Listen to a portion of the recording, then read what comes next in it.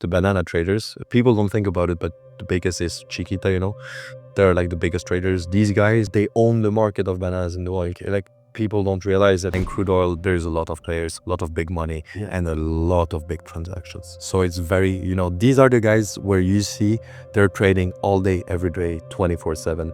And now the newcomer is Dubai. And I believe that Dubai is the new Geneva.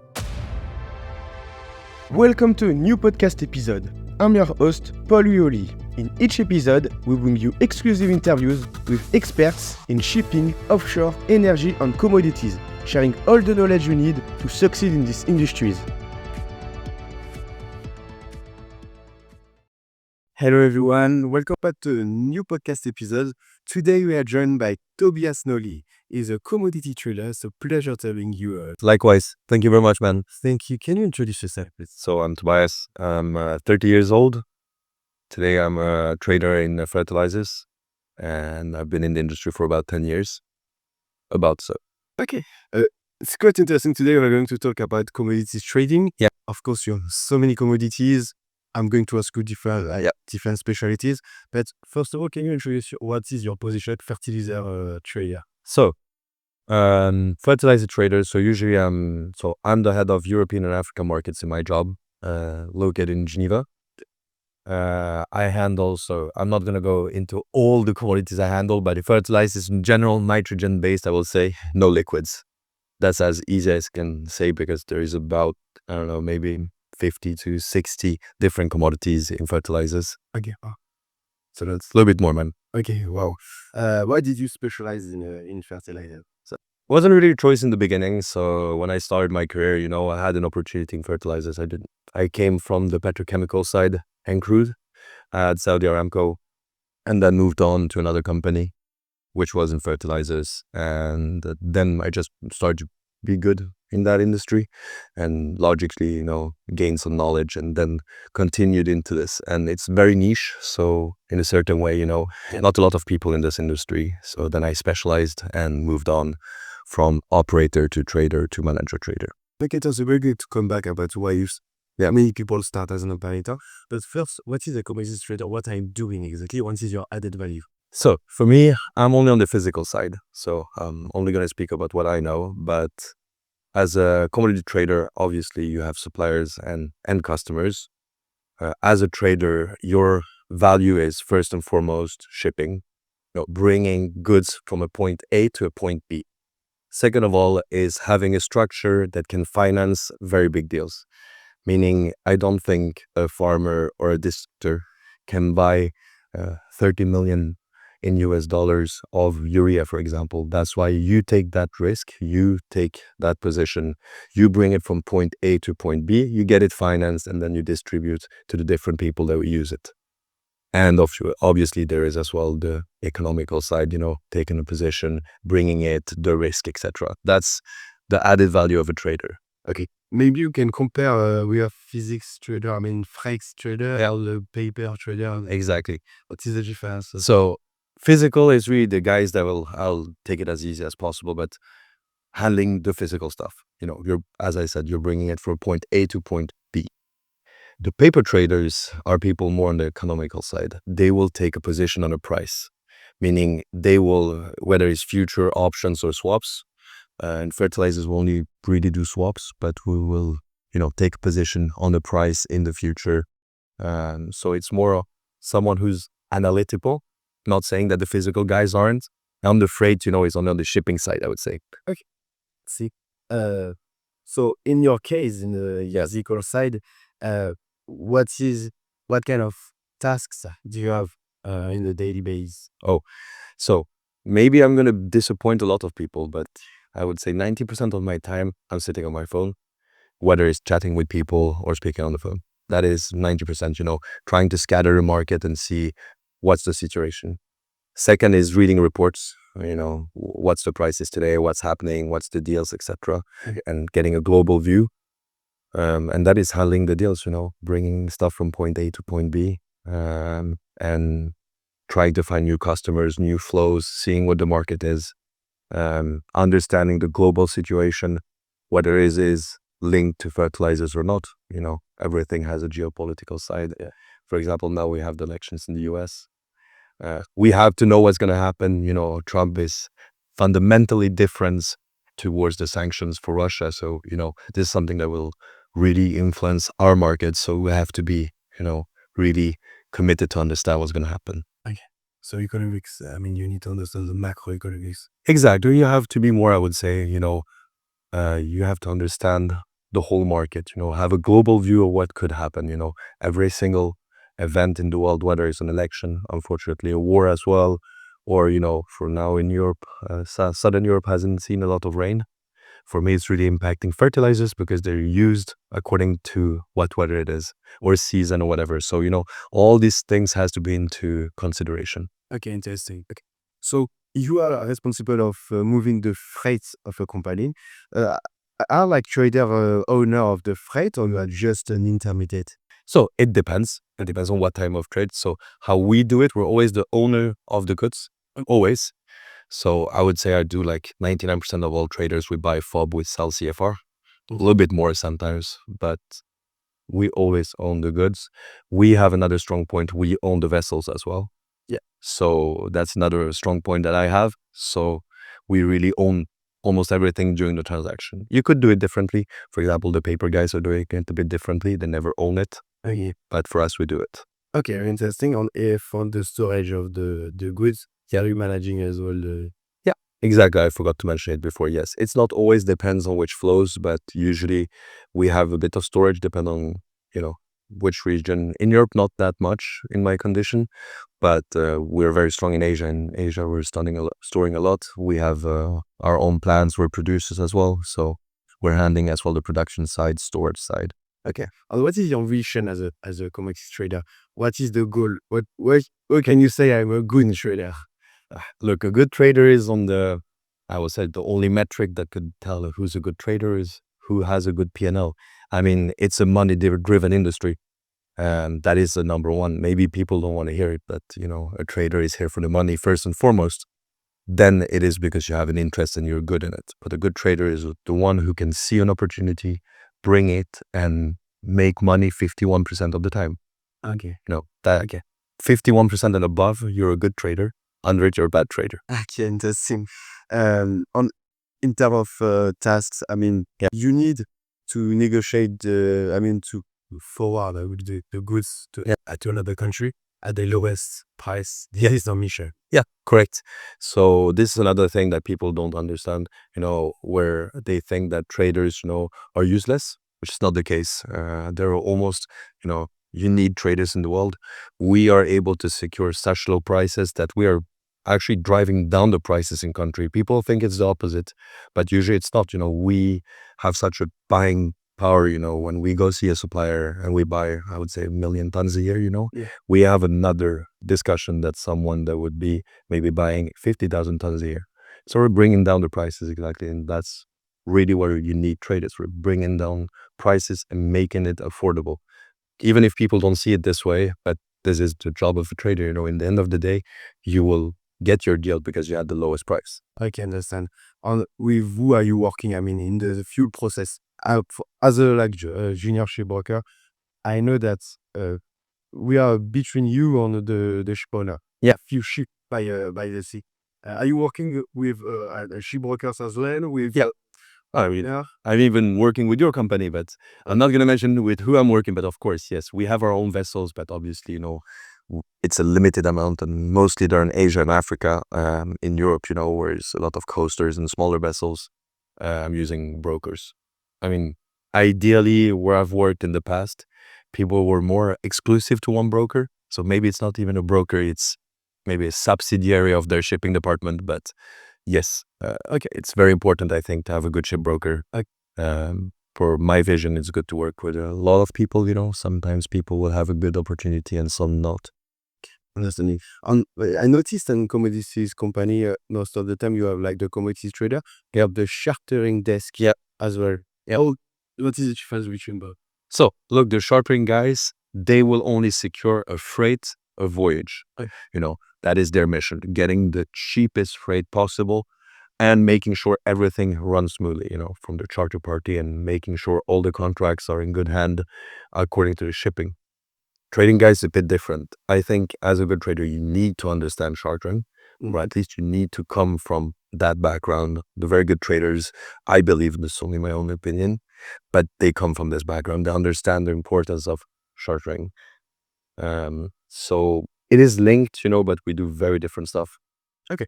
Interesting. And are you like securing the position of, the rate of the commodities, or it's only paper trading? I mean, as a physical trader, Yeah. are you buying at a certain price and then you sell it, or? So it depends. Yes, on the physical. Look, in fertilizers, it's way different than all the bigger because we don't have a market or an index, of the prices. That's why we cannot hedge our commodity. So we do it the old school way. Very weird in fertilizers. So yes, there is paper trade. That's not really how we do it. For example, I will more take into consideration geopolitical side, big tenders coming up to secure pricing, whether I go long or if I go short. That will depend as well on season and how I see the market. Okay. You mentioned before about operations. Yes. Why do we need to start an operation, or what is operations? So look, operation is a bit controversial. And I have met people that are saying that a good trader is not a good operator and a good operator is not a good trader. And I've seen companies that have said, if you need to be a trader, you need to be in ops, you need to be in chartering, you need to understand the full flow. So best way to put it, an operator is the guy who puts everything into movement from the trader. The trader says, we buy here, we sell here with this price at this timing, make sure everything runs smoothly, So you're the guy who's going to handle, you're going to draft the contracts. You will get depends on your task, but maybe do the financing, the invoicing, the import formalities, the release of the documents, and you're little bit, you're handling all the departments. You're making sure, legal was okay with the contract. You get the contract, you send it to the different counterparties. You taking with chartering, making sure, you're respecting, when you should send the goods, that everything is going smoothly, charter party as well. Okay. You go see the finance guys, make sure, the deal is financed, everything is okay. Then you go see compliance. And this is a bit your job, you're the guy handling everything. Okay, so in shipping, as I was very well, the operation, ship owners have operation, and charter have operation there, as you mentioned. Do you think it's useful or very important to start in operations before like switching to commodities trading? It's a good question. As I told you, there's two different teams, obviously, in this industry. I think it's important. It's good to understand because you're seeing all the departments and, it's good at least to see where you want to go and where you don't want to go. For example, I knew from day one I didn't want to go into legal. I understand it is good that I saw it, but it's not something I want to do. But I would say a good operator is not necessarily someone who will be good at trading. It's not the same skill set. It's very good that you understand the fundamentals of your business. Okay. Usually you're, as you're in contact with all the departments, you see a bit of everything. You understand the whole process within a deal. That's the good part with operations. But again, it's very different skill set. And a lot of operators have the will to become a trader. Unfortunately, there is only limited space. And again, it's not the same skill set. Not saying that an operator can never be a trader, but you have to get into mind that this is not the path to become a trader. It is not impossible, but it's not the most common one, I would say. Okay, very interesting what you say. In our case, in more like in chartering, shipworking, it's better to start in operations because you have a big picture of everything there, switching to trade to shipworking. But would you say this is something to your company only, or is it generally in shipworking? Because in shipworking, I would say only in chartering. If I want to work in a sales purchase, a new building, it's more about having technical skills before background of it as an engineer architect. But in chartering, if you're on this commercial side, but this kind of little bit technical side, operations give you this this sales plans. So, but in your case, it's interesting that you can. It's more like a bigger gap between both. Again, I think that's why it depends on companies. I'll take a very big one, for example, Trafigura, as an operator, your job is very vertical. You will stay within ops, and usually they even have different types of ops. You have more legal ops, financial ops, trading ops. It's very different. It's very vertical. Whereas where I started, it was very horizontal, meaning that I really had contact with all the departments. And my day was running, to everyone, going to the legal, going to the finance guys, going to the CFO, going to the head of trade. So in that sense, I would say it was very useful to see and get the bigger picture. Okay. And now I want to ask you a questions to give a big picture to everyone. Yeah. Can you describe the full process of a deal from having the freight to sending the freight, negotiation, everything? So there's a few ways of going towards it, but I'll describe the most common one.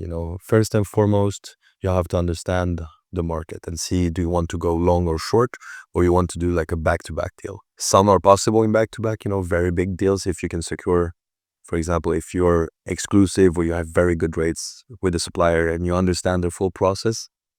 So first and foremost is understand, okay, the selling market, what's the prices going, my purchase market, what's the prices going on, and what's the freight. So usually I'll get those info first through my reports.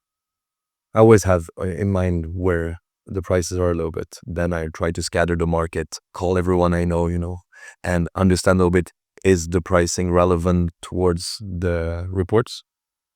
Once I have a little bit of prices, I go to my brokers. Yeah. I check in terms of freight, is this even possible?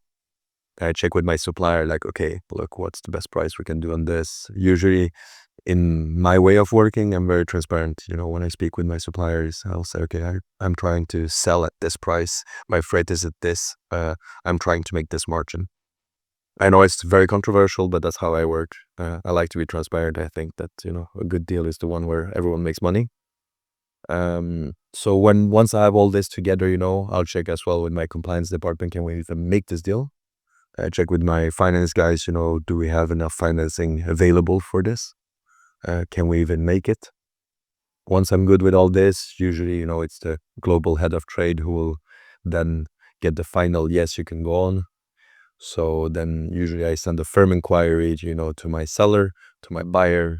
It's not necessarily in this order, but, firm offers, I secure my offers, I secure my freight, then I'll send the contracts, we get it financed, and then, you're supervising the deal until, if you're selling CFR, until it arrives at this port, and you will endorse the documents to the final, user of the goods, and that's the end of it. I make sure the final step is when we get paid. Okay, the very interesting. What do you need to negotiate? The lump sum in freight, the cost of sending the goods? Everything. So the freight, obviously, this will be more, in my company, at least we have a short-term department, so they will take care, I'm just looking, look, the market is like this. So when I'll call my ship, like brokers, I will say, okay, look, I'm looking for a freight at this price. Can you secure it? Do you think it's even doable right now? Sometimes it's not. Sometimes I call them and they will say, look, even though reports mention this, as per now, we have vessels, or ship owners that will do it 5 above the market because there is no availability. So maybe in that point, I'll not make the deal, because that's the negotiation part. A trader, the best deal he can do it is if it's for free. So we always try to negotiate at the lowest. But yeah, everything is negotiable. With your end user, you will see, okay, what's he willing to pay? What can we give him? Obviously, we'll try to drive the price a bit up. Okay. That's where you make money. That's just how it is. You try to buy low, sell high. Yeah. So that's how you do it. And then you, again, with the suppliers, we're trying to push the price a bit down. So that's why you have to be very understanding of the market. If you go see a supplier and you're only based on one report, maybe you will not get the best price. If you go see your supplier, that he secured a deal yesterday, one of your competitors, and it was under market price, you can negotiate on this. Like, I know you did this deal with this guy, so why not me having the same returns? Okay, exactly. What about the remuneration? Is it based on the trade's value or on the it was? So you mean as a trader, as a commodities trader? So it depends on the companies. Most of the guys will be paid like this. You have a base income, and then usually you have a bonus. That's where everything comes in play. So that's very different from company, because companies, some are just saying, end of year we'll have a discussion and we'll give you a bonus, just 100% discretionary, just going with it, which is not the best. Maybe when you're a junior, it's a good way of doing it because you don't really know where your metrics are. When you're more experienced as a trader, you'll negotiate. I'll take a raw example that is not representative of anything, but maybe you say, the first million in P&L is only for the company, and above 1 million, we do 50-50 the split in profit. That's a way of doing it, for example. But that's just a raw example. Some is on quantity, some is on... it depends. It depends where they put it, but the most common one that I've seen, at least in my commodity, is, okay, after this amount of profit, we share the profits. Oh, interesting. Okay. And I had a talk with someone a few days ago. He told me, like Commodities Trader, your high degree of responsibility. If you make a mistake, it has a big impact on the money behind. Yeah. But it's the reason why you can become very wealthy as a trader, because you touch to huge dollars. Yeah. So this is a bit of myth. There is a lot of money in commodity trading. I have to agree. People wouldn't be in this industry and it wouldn't be idolized as it is if it wasn't. There is some guys making, well above 6 figures, for sure. You have to understand that most guys are well paid for Swiss or US or Dubai standards or Singapore. But, it's not as much as it is, as you think it is. It's still pretty good, it's decent money. You're earning well. It's a good career. However, it's a lot of responsibilities. That's exactly what you're saying. Sometimes, it's stupid, but you're handling amounts, that are above and beyond what's reasonable for a normal human being. I'm 38, and, I'm starting in life, and I'm on the phone speaking about hundreds of millions. I mean, I'm not from this kind of money, and it's weird because it becomes, a normality in your day to day, which is not, man. It's not normal at 30, to be handling almost, numbers in billions in the end of the year. This is not a normal figure to handle. So it's very weird. It is a lot of money involved in this industry. Obviously, you're supplying the global demand in the world for your commodity. So it's normal. But I would say there's still a lot of money, but the responsibility side, is way and beyond the money in the beginning. Okay. So when you start, we'll always hear about the big time traders, obviously they're making a lot of money, but to arrive there, Exception. there is usually it's the brilliant guys. I must say, guys that are good in trading are genuinely brilliant. Really. I do believe so. And, people don't understand how much concessions they have done in life, how much they put, aside, maybe privately, whether it's relationship, friends, time, a lot of guys that I meet that have a lot of experience that are very good. Usually it's, I couldn't train when I was younger or take care of my health because I didn't have time. I never had good relationships privately because nobody can handle, being with someone who wakes up 5 times a night to take a call. Okay. I mean, this is things that you have to understand when you get into the industry. It's not always like this, but there will be nights where you don't sleep. There will be weeks when you just travel and you don't see home. There will be times where you don't even have time to eat, or you never come home. You can never plan your days. So this is things, that, I get so used to this. What you say, in our industry, it's normal. It is. If you want to become successful, if you just want to be average, you can manage a balanced life. But if you want to be successful, I think you need to sacrifice a lot of times. Yeah. And love what you do and works for it. So to be honest, this is only a personal opinion. I don't think there's a lot of people that love trading. I think that a lot of people love the result, a little bit like entrepreneurs. Okay. Not everybody is passionate about the company they will, create and grow. They're passionate about the numbers, the metrics, I don't know, guys who will start a company, whatever, maybe it's not their passion, but, they're passionate about the result. It's a good, what you say is interesting. Should I do something I'm good at or do something I love? For example, I love shipping, but I know that with shipping, if I'm good in shipping, I can have a good life. Yeah. So combining both is good, Yeah. But in your case, it's maybe you like what the task you are doing, talking to people. Exactly. So again, there is people, I know some people that are passionate about fertilizers. I'm not. I will say it straight out. My passion is not fertilizer. It's not, what I do in my free time, but I'm really passionate about my job. I really love what I do. It's amazing to be always in movement. You travel, you see people, you speak to people from all over the world. You get a bigger picture about how economy on a bigger scale works. And this is amazing.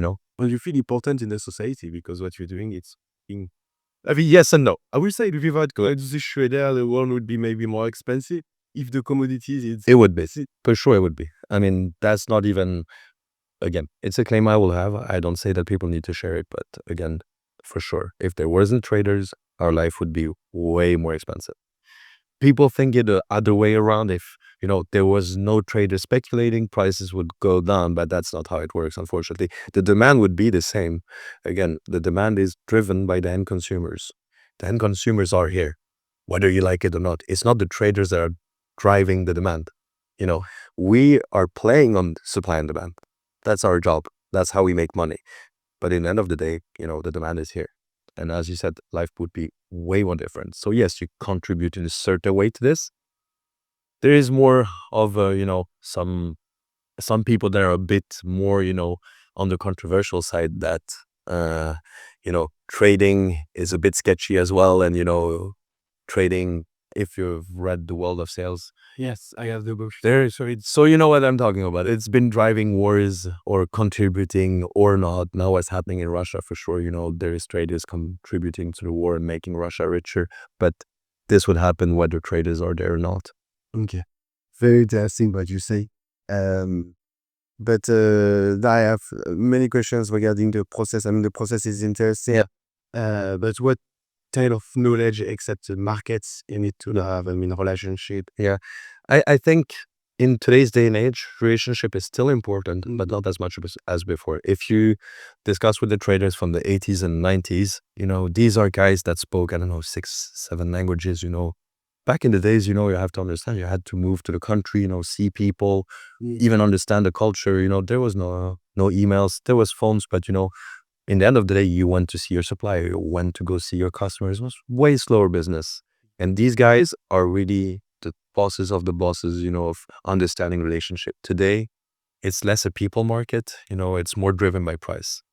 So Information. yeah, you still have to be good in relationship. Again, you're seeing people all the time. And in the end of the day, sometimes, a deal is not going to be played at $1. That could be handled by relationship. If you're $10 apart, yes, then it's price. It doesn't matter if the guy likes you or not, doesn't really matter at the end of the day, but. Okay, understand. Okay, very interesting. I want to ask you another question about the places in the world for commodities trading. We are in Geneva right now. You are from Switzerland. What about the worldwide markets? Is it the best spot to be? I mean, Geneva, or you have other cities you mentioned? Yeah, like for when you talk. Yeah. So I would say like this: Geneva historically was one of the best places. Not because Geneva is exceptional, just because we were neutral. We had banks that were not really looking where the money came from back in the days.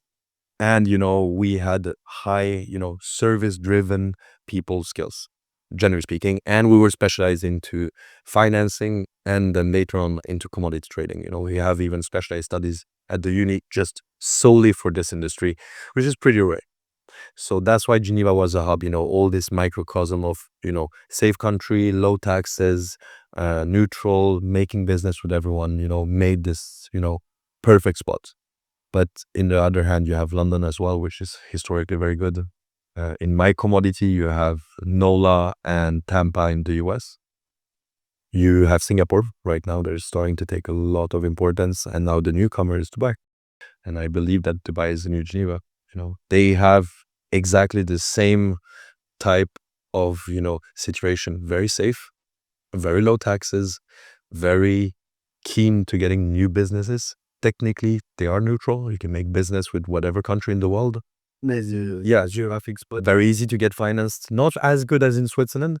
Very interesting geographically, even though it's not as important as before. You still travel, but not as much. But it's still important.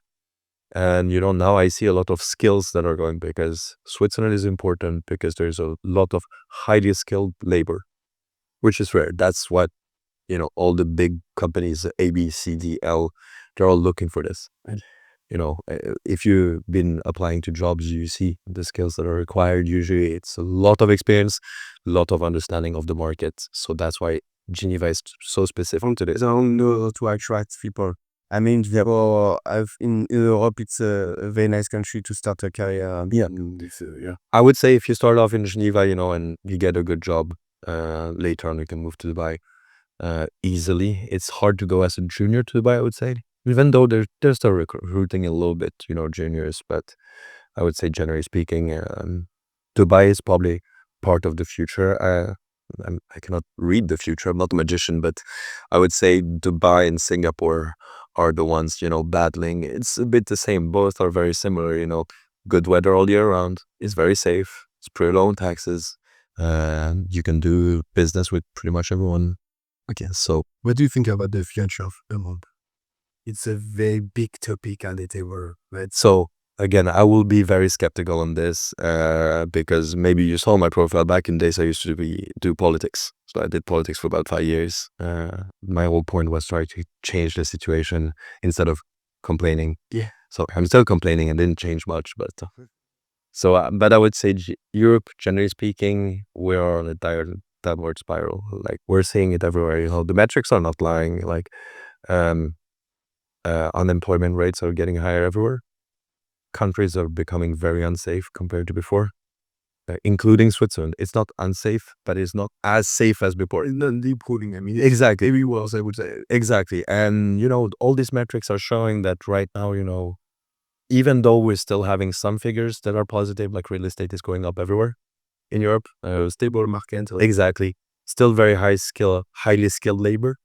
But like we were speaking off camera before, you know, most of people today, if you're young and then you're starting off, I'll take for Switzerland, but if you earn, I don't know, 10,000 USD today, it's not exactly the same as 10 years ago. I see like in my parents' time that grew up here, you know, in their time, most of people could buy real estate, you know, and having a good life. They were not necessarily in the very luxury, you know, but they were having a good middle class life with good jobs, you know, traveling, having a good car, you know, being able to save a bit of money, maybe buy real estate, you know, which is less and less the case today. Not saying that you don't have people earning money, but, you know, real estate is more expensive. Cost of living is more expensive. Insurances are more expensive. Cars are like out of hand in terms of pricing. Yeah, that's true. I mean, 30, 35 years old, yeah, then less or more. Having no real estate, this is no more. I mean. Yeah, I mean, most of my friends, even in trading, you know, I have people earning like a pretty decent salary in terms of living if you take in comparison of all over the world. Like, and it's not like they're having a very super hyped up luxury life like you would expect compared to their salary. You know, people would say they must have they must have luxury cars. They must only travel in first class, and that's just not the case. You know, after the tax authorities comes through, you know, and all this, there's not as much as you would expect left. Not saying that they're in a bad situation, but it's absolutely not a good one. That's why I think Dubai and Singapore are so popular right now, just because the tax side, and you know, it's not cheap to live in Dubai. No, but It's not as expensive if you take the major cities in Europe, London, Paris. Then Geneva and Zurich is just expensive, but it's not major. But in salary are following there. Yeah. London is the big example of very high living standard, but very low salary if you start in London. Yeah. Good luck. yeah, but London is different because I think they have the highest concentration of millionaires in the world. So there is a lot of big money in London. Yeah, that's just saying, like, the salaries are very low. I'm seeing like the guys, most of the insurance brokers are in the UK and Commodities Trading. I'm seeing the guys are saying like our base salary in in the UK is like £2,000, 3,000, but our cost of living is like Geneva or New York standards. Yeah. Which is crazy when you see the actual salary they're getting. Yeah. And the guys are traveling 2 hours in the morning to get to a job, 2 hours in the evening. Yeah. No, that's nice. What you say, the money is there. We have the very skilled people on very nice university. Yeah. So a lot of skills there. Let's come back to commodities trading. Let's talk about specialties. Yeah. It's very hard because we have so many commodities. Yeah. Actually, fertilizer, we have many of them. But we have steel, we have oil, Yeah. we have copper is still. Yeah. I mean, iron ore. Yeah. So I would say divide it like this. You have metals, you have oil-based products, and you have the soft commodities, and then you have the specialized, like fertilizers is a bit of all of them because we have some metals in them. We're based on gas and we're linked to soft commodities, which is all the agri side, but that's like the major poles. Agri, metals, oils. Okay, that's like the first thing where you have to choose. Let's be broad and then specialize on your commodity. Okay, I'm a commodity trader or I specialize myself. Yeah, what I need to take into consideration? If it's a hot commodities in the future, if I like the commodity, I would say first and foremost, if you're good of understanding the commodity.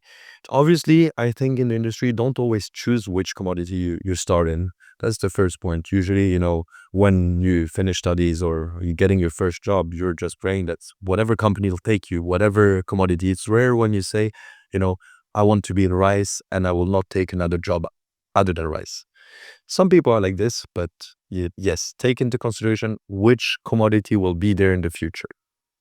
Okay, most of them will, but generally speaking, which ones are hot and trending. For example, now the guys that were in SAF, the sustainable aviation fuel, 10 years ago, these guys were nothing. And today, people are almost laughing at them, especially the crude oil guys. And now, people are seeing that, biofuels, SAF is starting to get super, super popular. And it's only going to be more in the future. And the guys that were here in the beginning are going to be the very big guys later on. Yeah. So, but I think if you like it, if you have an understanding in that market, and if being good at a commodity is very hard because unless you have an engineering background, I have some guys in my company, they are engineers who used to be head of production, in fertilizers. Okay. So these guys are naturally good on that commodity on the very technical side. You can always learn by yourself. Yeah, but if you have this kind of strengths, I don't know, if you're a biochemist specialized in oil blends, for example, it's logical that you go into that commodity. Yeah. But unless you have this background, take the commodity you like. If you're interested in the oil world, those countries, those markets, and as well, every single commodity works very differently. The rice traders will not trade the same way as a crude oil trader. Okay. We have the same job, but Okay, let's talk. I don't know if you know because you're not you're specialized yourself, but let's take each type of commodities and say what are the particularities if you know for us. Crude oil, for example. What are the particularities of crude oil trader? I would say this is only from my understanding. Crude oil, there's a lot of players, a lot of big money, and a lot of big transactions. So it's very, these are the guys where you see they're trading all day, every day, 24/7.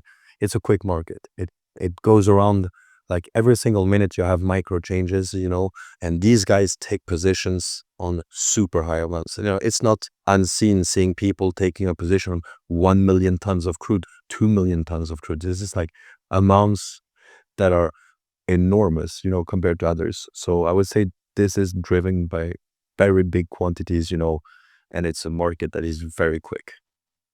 This is just how I see it, but it's a different way of trading. Okay, if you want to go only for the big money, not talking about the experience and the connections, crude oil is the way to go. No, freight, I would say nowadays. The freight traders are the guys who are making money right now. Really. It's so important nowadays where you have such a volatility on freight, and you're seeing probably it every day. But, these are the guys that I see that 10 years ago, they were pretty all right in terms of traders. And now these are guys that are starting to make very good money. All trader, what is it?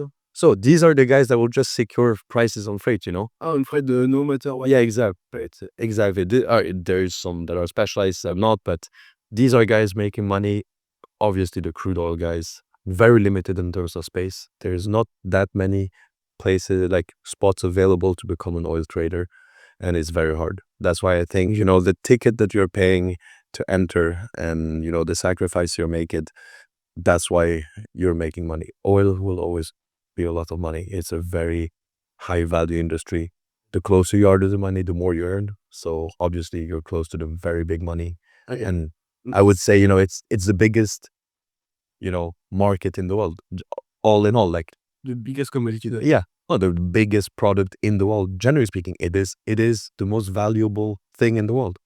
That's why you have countries that are built solely on this. Yeah, all about crude oil it's a collapsing. I mean, I think Yeah.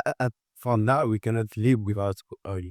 We're all based on everything. Thing based on oil. Everything. Yeah. Even artificial intelligence is driven by oil, because oil is producing energy, and this energy is used, for the power for AI. So even No. something that is so far away from oil is, technically speaking, oil based. Yeah, You know, okay, very interesting. Okay, now steel markets. What are the particularity of steel traders? Cooper. Yeah, so they have a very different job. So first and foremost, I see, there is guys that have understanding of how the commodity, is brought up. A lot of business developers in this industry. In the steel markets, you have a lot of people, going to the countries where you have the different type of metals and going, to find it. It's, that's why they have a lot of traders that are involved in mining, etc. So this is more on the physical side. Um, and, it's, you have a commodity that is a bit more perishable. It's a bit different on that side. I don't have that much knowledge because I haven't been at all in the metals. So this is just the things I can see. But is it a very interesting market? Can you project yourself in this market? Be very good at this with this market. So I would say every single market, it has a projection on the long term. I mean, I don't think at our age there's any market, apart from a very few, of course, but there's not a single market that will not exist in 20 years when we retire. So every single market has a future. They're just very different. Whether it's going to be as hot as today, crude maybe in 30 years will not be as hot as, biofuels at that point, or hydrogen, or whatever. Okay, okay, interesting. And we have the fruit traders as well. Yeah. Pea, rice, Exactly. cacao. So yeah, all the agri guys. Agri. So this is an industry, that is a bit differently driven, because it's into a sensible and very sensitive subject, which is feeding people. So there's another view to it, because there's almost a humanitarian vision to it. But it's a very big market. For example, the banana traders, people don't think about it, but the biggest is Chiquita. They're like the biggest traders. These guys they own the market of bananas in the world. Like, people don't realize it. And there is a few banana traders, but generally speaking, this commodity, you're usually specialize in one thing, and it's a bit more stable than others. Because I would say, like, for example, the rice traders, you need rice all year round. Doesn't matter. Like, most of Asian and African countries are literally depending on rice. That's like their main source of eating.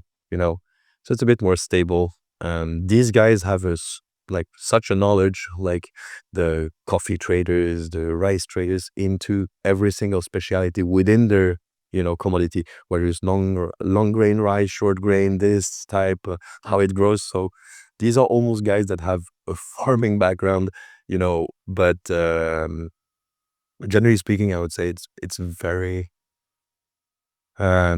it's so different in the soft commodities. From cacao trader would absolutely not have the same job as a rice trader, Of course. even though it's the same type of companies. But again, this is kind of big volumes as well. Not always, but so it's not as volatile. This is more, some of the guys have very long-term trading contracts with countries, for example, or so as it's feeding people, it's a bit different. Less volatility, but as many responsibilities, I would say. Yeah, of course. And what about your specialty, fertilizer? Can you explain it with you? So this is like the hidden market. It's super niche. I would say, first and foremost, having the understanding of how fertilizer works, like which fertilizer is used in what way, how is it, What do we have? So I'm just gonna go with the main ones. You have urea is the number one most traded fertilizer. Then you have the rock phosphate. You have the TSP, SSP, DAP, MOP, and this is like the main ones. There's so many others, and then you have the super specialized fertilizers, the blends, you have some guys that specialize into modifying, Okay. and producing from urea, then doing specialized, then you have the liquid side. That one I don't really do, but it's more, an understanding of how the fertilizers are used, how are they produced, where are they used, what timing, etc. Okay. And what about the trading aspect of fertilizer or the market? Is the fast evolving market? So as I said, there is no indexing on the prices. We don't have anything to understand apart from our reports and rumors of what's the prices. So generally speaking, it is pretty volatile compared to before. Before it used to be a market, you could almost trade on historical highs and historical lows. You were just comparing year from year, one price or going up and down, and it was pretty stable. Since COVID, we saw prices that we'd never seen before in our commodities. For example, urea, which is the main one. FOB prices vary, historically was maybe from 200 to 400. That was like the normal range within a year, depending on season and demand, etc. And during COVID, we saw prices almost to the thousands and some above thousands, which is crazy when you see, commodities going from like 300 to 1,000. So, but that's just generally speaking during COVID. So now I'd say prices evolve pretty quickly. It's not on the hour basis, but it's on the daily basis. What types of countries are producing fertilizer? What are the biggest, exporter on I would say so. One of the biggest producers, generally speaking, would be Russia. You have a lot of China as well.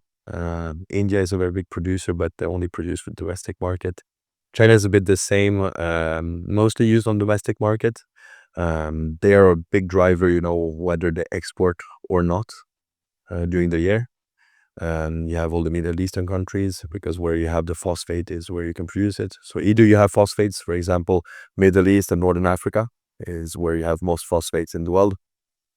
If you have gas, urea is based on gas. That's why Russia are a big producer of urea.